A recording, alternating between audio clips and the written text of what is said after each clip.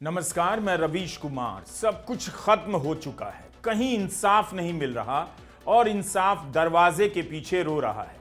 मैं अपनी पार्टी के लिए नहीं लड़ रही हूं। पश्चिम बंगाल की मुख्यमंत्री ममता बनर्जी ने आखिरी गुहार, अंतिम अपील की तरह यह बात सुप्रीम कोर्ट के चीफ जस्टिस के सामने रख दी। उनकी बेंच के सामने कह दिया कि चुनाव आयोग व्हाट्सएप आयोग हो गया है। Everything is finished when we are not getting justice. When justice is crying behind the door, then we thought that we are not getting justice anywhere. So many times I have written 6 letters to Election Commission, including all the details, but no reply, sir. Mamata Banerjee ने supreme court से SIR की सुनवाई में अपनी बात रखने की अनुमति मांगी और चीफ जस्टिस सूर्यकांत ने अनुमति दे दी। तो ममता का गुस्सा नहीं बल्कि एक मुख्यमंत्री ने आखिरी अपील की तरह खुद को खींचकर बोलने का फर्ज निभा दिया। एसआईआर के मुद्दे पर ममता बनर्जी हर स्तर पर लड़ती नजर आ रही है। 2 फरवरी को चुनाव आयोग, 3 फरवरी को दिल्ली के मीडिया के सामने अपनी बात रखने के बाद 4 फरवरी को सुप्रीम कोर्ट की सुनवाई में अपनी बात कहने पहुंच गईं।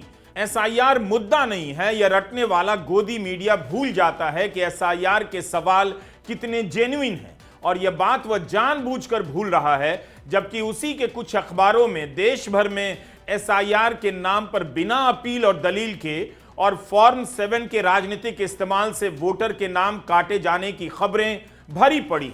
ममता बनर्जी तय करके आई थी कि अब सुप्रीम कोर्ट के सामने सब कुछ कह देंगे। उन्होंने कहा कि चुनाव से ठीक पहले बंगाल को टारगेट किया जा रहा है। 4 राज्यों में चुनाव होने हैं, 24 साल के बाद 3 महीने में करने की क्या जल्दी? जिस काम में 2 साल लगते हैं उसे 3 महीने में क्यों कर रहे हैं? जब फसल काटने का समय है, जब लोग यहां से वहां सफर कर रहे हैं, तब यह सब क्यों किया जा रहा है? एसआईआर के बारे में आप जानना चाहते हैं कि क्या हो रहा है, तो आपको यह वीडियो पूरा देखना होगा और यह वीडियो छोटा नहीं हो सकता। आप खुद को इतने अंधेरे में नहीं रख सकते। देखिए कि किस तरह चुनाव आयोग ने एक मुख्यमंत्री को इतना बेबस कर दिया कि 6 पत्र लिखने के बाद भी उन्हें जवाब तक नहीं दिया गया। यह बात 2 दिनों से ममता बनर्जी प्रेस के सामने कह रही हैं और आयोग की तरफ से उन 6 पत्रों के बारे में आधिकारिक जवाब तक नहीं आया। ममता एआई के इस्तेमाल से नाम काटे जाने की बात करती रहीं, मगर गोदी मीडिया ने कोई तवज्जो नहीं दिया।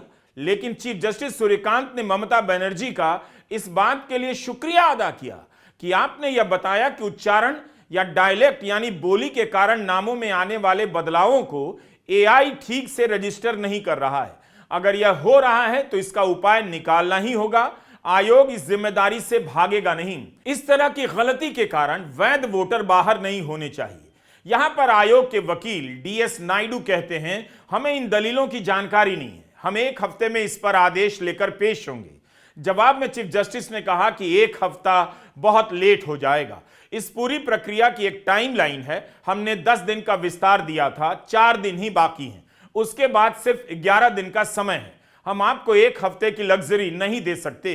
अगर बोली के कारण इस तरह की गड़बड़ी हो रही है तो सैद्धांतिक रूप से आपको इसका उपाय खोजना होगा। ममता बनर्जी का कहना सही लगता है कि सब कुछ खत्म हो चुका है, कहीं इंसाफ नहीं मिल रहा और इंसाफ दरवाजे के पीछे रो रहा है। आप इन तस्वीरों में देख सकते हैं कि ममता बनर्जी अपने वकीलों के साथ आगे की पंक्ति में हैं और सुप्रीम कोर्ट के चीफ जस्टिस सूर्यकांत, जस्टिस जयमाला बागची और जस्टिस विपुल एम पंचोली की बेंच सुनवाई कर रही है। ममता बनर्जी ने जब बताया कि किस तरह स्पेलिंग और टाइटल बदलने के आधार पर नोटिस दिए जा रहे हैं, नाम काटे जा रहे हैं, इस पर हैरान होते हुए चीफ जस्टिस ने कहा, ऐसा नहीं हो सकता। कोर्ट के सामने ही नहीं, ममता बनर्जी अपनी इस बात को लेकर 2 और 3 फरवरी को चुनाव आयोग और दिल्ली के मीडिया के सामने भी हाजिर हो चुकी हैं। उन लोगों के साथ जिन्हें वे एसआईआर का विक्टिम कहती हैं। इनमें से कई लोग ऐसे हैं जो जिंदा हैं लेकिन उनके नाम काट दिए गए क्योंकि वे मृतक हैं। इस तरह से 58 लाख वोटर के नाम कटे हैं। इन्हें अपना बचाव करने का मौका नहीं दिया गया। इसके अलावा 1 करोड़ 4 लाख वोटर को लॉजिकल डिस्क्रिपेंसी के नाम पर नोटिस दिया गया है और उनके नाम भी कट जाने का खतरा है। हमारा बंगाल में क्या होता है टाइटल में, चाहे हम ममता बनर्जी है, वो हम इंग्लिश में लिखता है, लेकिन बंगाल में होता है ममता बंदोपाध्याय। चटर्जी में होता है चट्टोपाध्याय। ऐसा करके जितना भी नाम उसका दिमाग में नहीं आया वो पूरा काट दिया। पहले 58 लाख को काट दिया, किसको? हाँ, जो डुप्लीकेट है काट दिया। हम लोगों ने भी किया, कहा था 25 में कि देखो एक नाम का साथ हरियाणा का 50 नाम जोड़ दिया, इसको चेंज होना चाहिए, जेन्युइन वोटर का नाम लेना चाहिए। लेकिन ये लोगों ने क्या किया? ये लोगों ने एआई को बैठा के जो डॉटर, जो हमारा बेटी को शादी होता है तो ससुरालय जाता है कि वो शिफ्टेड किया है, उसका एड्रेस बस कैंसिल। अभी जो डॉटर ससुरालय जाते हैं, ये हमारा परंपरा है, बहुत सारे टाइटल चेंज करता है। जो टाइटल चेंज किया हस्बैंड का साथ, उसको भी कैंसिल कर दिया। एंटी वुमेन, यंग जनरेशन को नहीं इंक्लूजन कर रहा है। माइनॉरिटीज को छोड़ दो तो पूरा निकाल दिया। हमारा पास आया, इन्होंने बीएलओ, इनका घर का था हाजदा, टाइबल मैन, टाइबल माझी मंडी, माझी देखो टाइबल है। एससी देखिए मुर्मू है, भौमिक गुरु भट्टाचार्य। अच्छा, आपने पॉपुलर चंद्र जी एससी, आपने एससी नंदलाल राम। देखिए ये लोग माइनॉरिटीज का है। आपने কর্মকার দেখুন, তুমি বলো সর্দার। তাহলে বুঝতে পারছেন মুসলিম দুজন কিন্তু হিন্দু কজন? যারা হিন্দু মুসলমান করে, শিডিউল কাস্টটা মানুষ না? শিডিউল কাস্ট क्या जनता नहीं है? चीफ जस्टिस की हैरानी के जवाब में ममता बनर्जी ने कहा, बिल्कुल ऐसा हो रहा है। शादी के बाद नाम या घर बदलने के कारण नाम कट रहा है। कोई गरीब अपना ठिकाना बदल देता है तो लॉजिकल डिस्क्रिपेंसी की जगह इनकरेक्ट मैपिंग कह रहे हैं। अदालत के कहने के बाद अब कह रहे हैं कि इनकरेक्ट मैपिंग है। क्या अदालत के आदेश की भी अवमानना होगी? चीफ जस्टिस ने कहा, आपने लॉजिकल डिस्क्रिपेंसी की बात की है, इसके लिए आप अधिकारियों की एक टीम आयोग के साथ भेजकर चेक करवा सकती हैं। वे वेरीफाई कर सकते हैं कि नाम की गलती है या सिर्फ बोली का फर्क है। इसका सुधार होना ही होगा। हम सरकार को जवाब देने के लिए एक दिन का समय देंगे। आयोग के सामने जब विपक्षी दल शिकायतें लेकर जाते हैं तब कुछ और रवैया देखने को मिलता है, मगर सुप्रीम कोर्ट ने कभी विपक्षी दलों को नहीं लताड़ा कि आप चुनाव हारने के डर से झूठी शिकायतें कर रहे हैं या घुसपैठियों को बचा रहे हैं। यह और बात है कि तमाम आदेशों के बाद भी बिहार के समय से एसआईआर के मसले पर सुनवाई खत्म नहीं हुई, फैसला नहीं आया। चीफ जस्टिस ने ममता बनर्जी से कहा कि आधार की अपनी सीमाएं हैं, उसकी क्या वैल्यू होगी, इस पर हम अभी विमर्श कर रहे हैं। फैसला सुरक्षित रख लिया गया है। कोर्ट ने मुख्यमंत्री को सुना और कहने का मौका दिया, लेकिन 2 फरवरी को जब ममता बनर्जी अपनी पार्टी के सांसदों के साथ चुनाव आयोग के दफ्तर गईं, तब क्या हुआ, इसकी आधिकारिक सच्चाई सामने आनी चाहिए। चुनाव आयोग सूत्रों के पीछे नहीं छुप सकता। ममता ने मुख्य चुनाव आयुक्त पर अपमानित करने का आरोप लगाया। वो बैठक से उठकर चली आई और बाहर प्रेस से बात करते हुए अपना आपा भी खोने लगी। चुनाव आयोग से हमारा कुछ उम्मीद नहीं है। एक बीजेपी का पूरा दलाल है, दलाल दलाल दलाल। नहीं, वो ऐसे एटीट्यूड लेके बात करते हैं जैसे उन्होंने जमींदार हैं और हम लोग सब नकर हैं। बिहार में जब एसआईआर हुआ तब विपक्ष के सांसद मुख्य चुनाव आयुक्त से मिलने गए। विपक्ष के सांसदों ने भी मुख्य चुनाव आयुक्त पर इसी तरह के बर्ताव के आरोप लगाए कि अपमानित किया जा रहा है। अगर यह आम होता जा रहा है तब मुख्य चुनाव आयुक्त के साथ पूरी बातचीत वीडियो कैमरे के सामने होनी चाहिए और ऐसे आरोप लगने पर उसकी रिकॉर्डिंग सार्वजनिक की जाए। क्या मुख्य चुनाव आयुक्त ने एक मुख्यमंत्री को इंसल्ट किया है और क्या यह इतना हल्का मामला है कि सभी ने इग्नोर कर दिया? आपको याद होगा, कांग्रेस के पूर्व सांसद अधीर रंजन चौधरी ने राष्ट्रपति द्रौपदी मुर्मू के बारे में एक टिप्पणी की और बाद में पत्र लिखकर माफी भी मांगी, लेकिन उसे बीजेपी ने कितना बड़ा मसला बनाया, इसलिए भी कि बीजेपी को गोदी मीडिया का साथ मिला, ममता को नहीं। जिस तरह से ममता ने ज्ञानेश कुमार पर आरोप लगाए और गोदी मीडिया कवरेज करता, डिबेट करता, तो आज ये ट्रेड डील में किसानों से समझौता और जनरल नरवणे की किताब के बाद तीसरा बल्कि सबसे बड़ा मुद्दा बन जाता।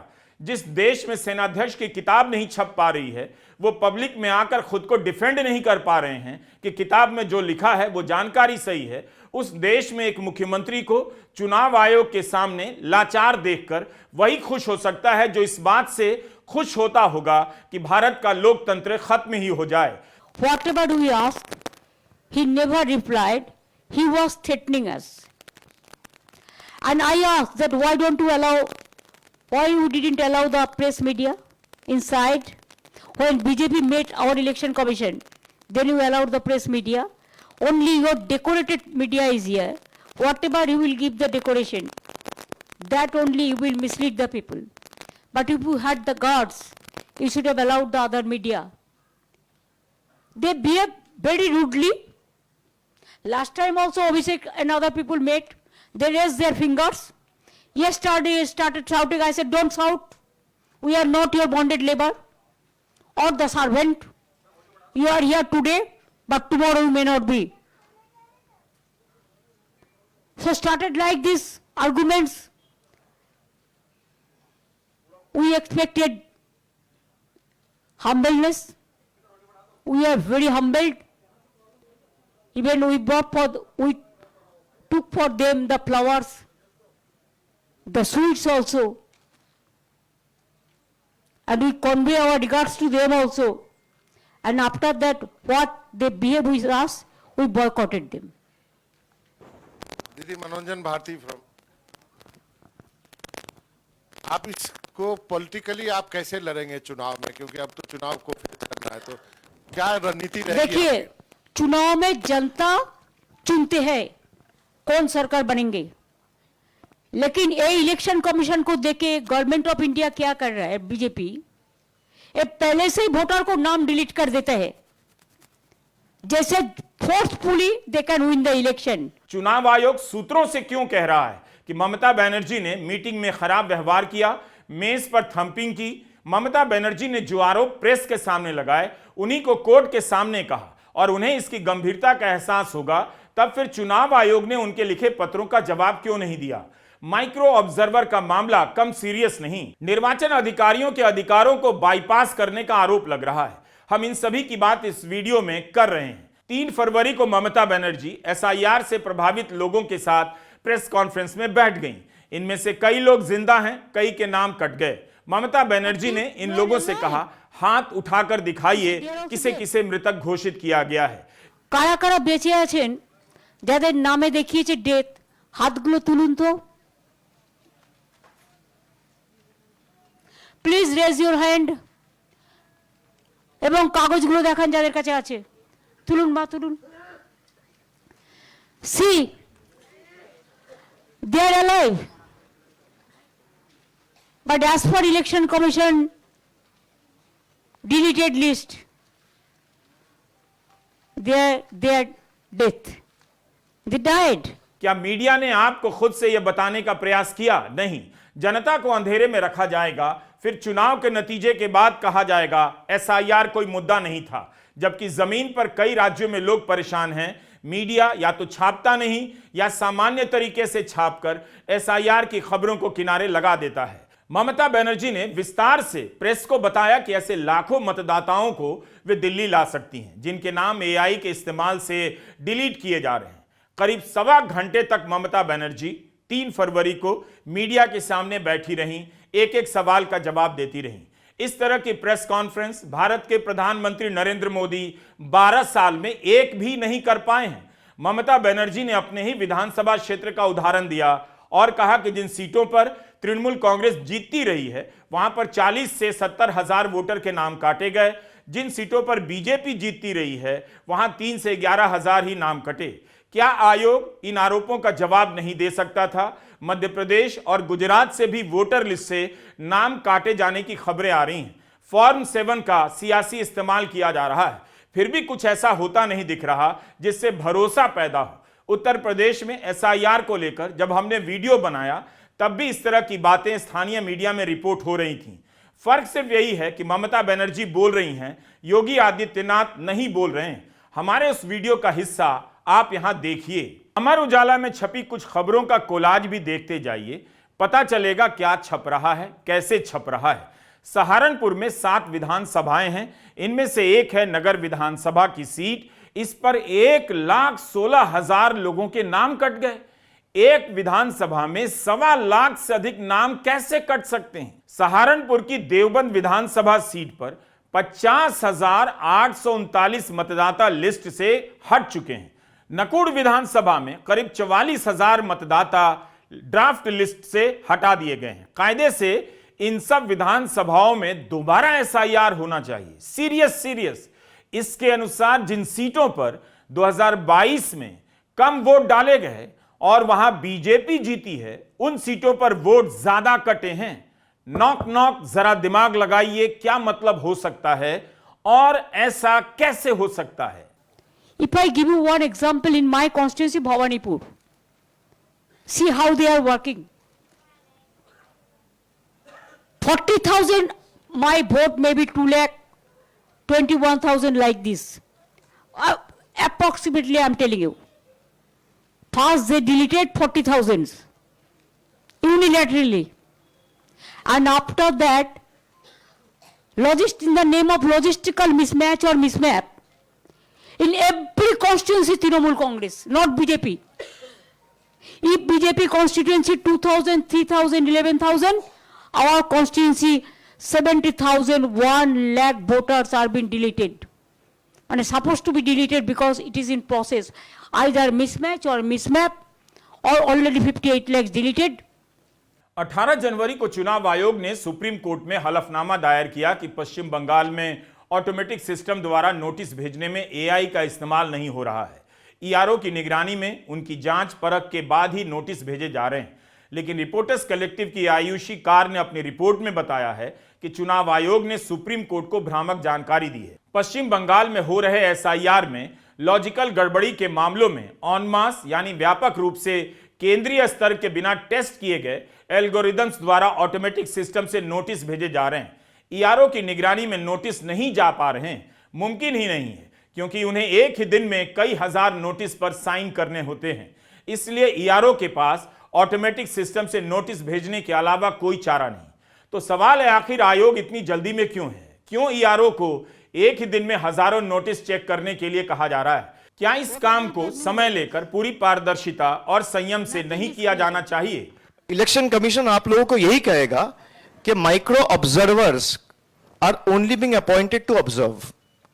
मैं यहां पे जितने कैमराज है, I am saying this on record, I have concrete evidence, मेरे पास वीडियो है, आप चाहोगे तो मैं भेज दूंगा, जहां पे माइक्रो ऑब्जर्वर्स का जो पोर्टल और लॉगिन आईडी क्रिएट किया गया है, if the ERO is agreeing with the micro observer's comment or observation, your name is automatically being deleted. I have concrete proof. And we will submit this before the court of law. That how the chief election commissioner, the entire election commission is misleading 140 crore people in the name of SIR. Supreme court के सामने भी ममता बनर्जी ने micro observer का मामला उठाया। कहा कि ERO यानी इलेक्टोरल रजिस्ट्रेशन ऑफिसर की सारी शक्तियां माइक्रो ऑब्जर्वर ने ले ली हैं। ये माइक्रो ऑब्जर्वर बीजेपी शासित प्रदेशों से भेजे गए हैं, जो ऑफिस में बैठकर नाम काट रहे हैं। डीईओ यानी डिस्ट्रिक्ट इलेक्शन ऑफिसर नामों को क्लियर तक नहीं कर पा रहे। एआई से नाम डिलीट हो रहे हैं, उन्हें फॉर्म 6 अपलोड नहीं करने दिया जा रहा है। बहुत सारे जिंदा लोगों को मृत घोषित कर दिया गया है। यह प्रक्रिया महिला विरोधी है। इस पर चीफ जस्टिस ने कहा, अगर जरूरत हुई तो हम आदेश देंगे कि हर कागज पर निर्धारित बीएलओ अपना साइन करेगा। इस पर सरकार की ओर से पेश वकील राकेश द्विवेदी ने कहा, हमने राज्य सरकार को कई पत्र लिखे कि हमें एसडीएम या एसडीएम के बराबर के ऑफिसर दिए जाएं ताकि ईआरओ की तैनाती हो सके। राज्य सरकार ने 80 ऑफिसर दिए और बाकी अधिकारी उससे निचले रैंक के, जो सरकार के दबाव में काम कर रहे थे। इसलिए हमें माइक्रो ऑब्जर्वर तैनात करने पड़े। गलती पश्चिम बंगाल सरकार की है। माइक्रो ऑब्जर्वर की तैनाती वैध है, जबकि ममता बनर्जी ने कहा इसके लिए कोई संवैधानिक प्रावधान नहीं है, तो वकील ने कहा अगर राज्य सहयोग नहीं कर रहा तो कोई विकल्प नहीं। इसका मतलब ममता बनर्जी अपनी बात पर सही है। इस पर आपत्ति जाहिर की ममता बनर्जी ने और कहा 23 जिलों में सभी एसडीएम मौजूद हैं, आयोग ने जितने क्लास 2 ऑफिसर मांगे हमने दिए हैं। चीफ जस्टिस सूर्यकांत ने राज्य सरकार से कहा है कि उन अधिकारियों की सूची दीजिए जिन्हें तैनात किया जा सकता है। एक बार वे आ गए तो हो सकता है माइक्रो ऑब्जर्वर की जरूरत ना पड़े। उन्होंने आयोग के वकील से कहा कि नाम की स्पेलिंग में मिसमैच हो तो हियरिंग के नोटिस नहीं दिए जाएं। अपने अफसरों से कहिए कि वे संवेदनशीलता से पेश आएं। कोर्ट के ये 3 आदेश ममता के लिए बड़ी जीत है। 3 फरवरी को अभिषेक बनर्जी ने माइक्रो ऑब्जर्वर की भूमिका पर विस्तार से मीडिया को समझाया था। बताया था कि कैसे ईआरओ और माइक्रो ऑब्जर्वर को अधिकार दिया जा रहा है कि वो ईआरओ द्वारा मार्क की गई एंट्री पर क्लिक करके किसी भी व्यक्ति को मतदाता सूची से डिलीट कर सकता है।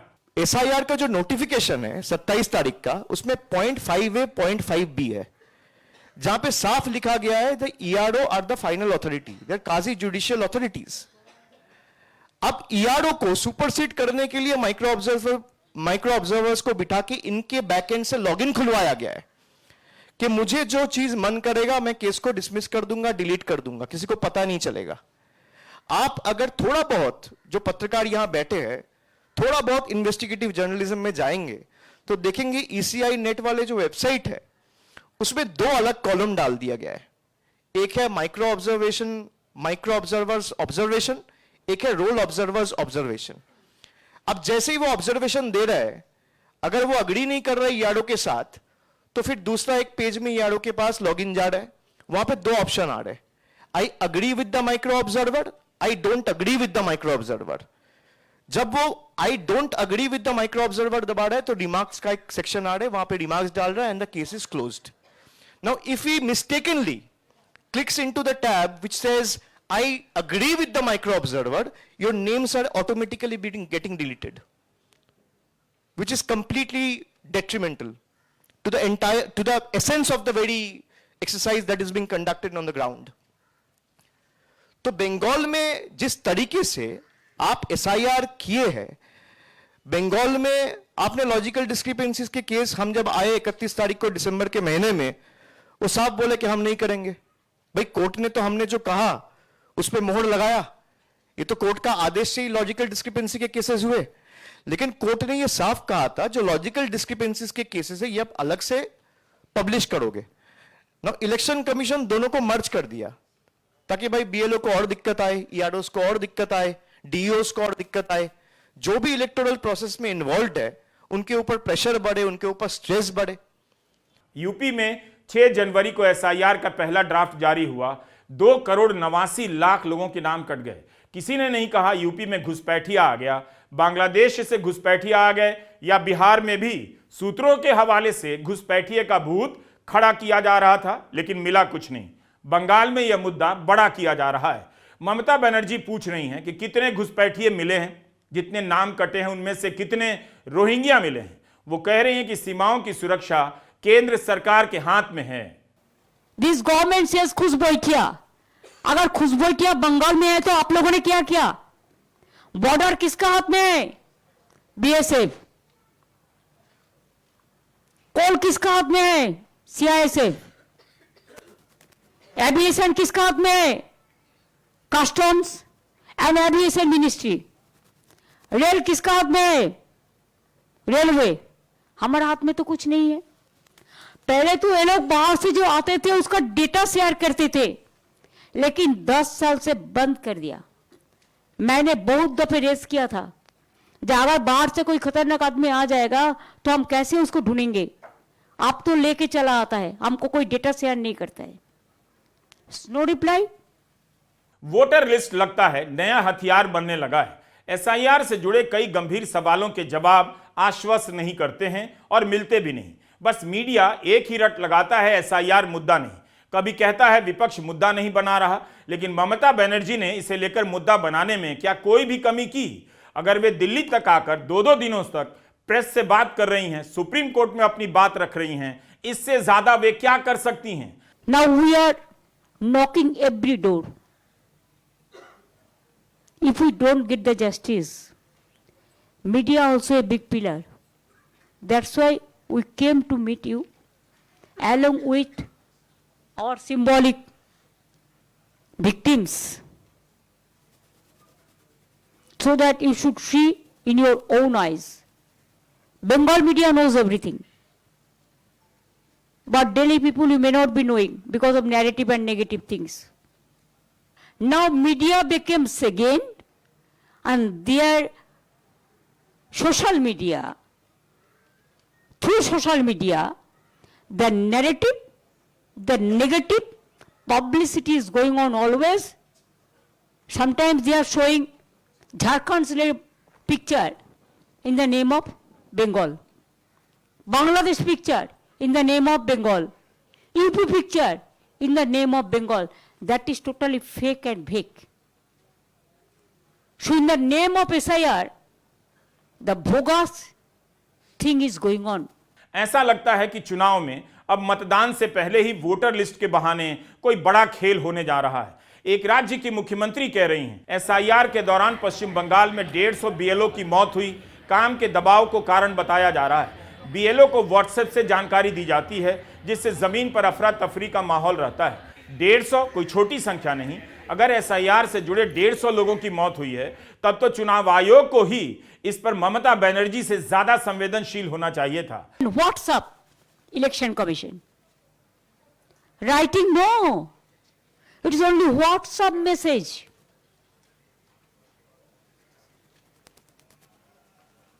And all misleading information, illegal information, forceful information, resulting in which more than 150 already died. Death case. It is more than NRC. Already up to today, more than 150 people died, committed suicide, stroke, and so many hospitalized now also.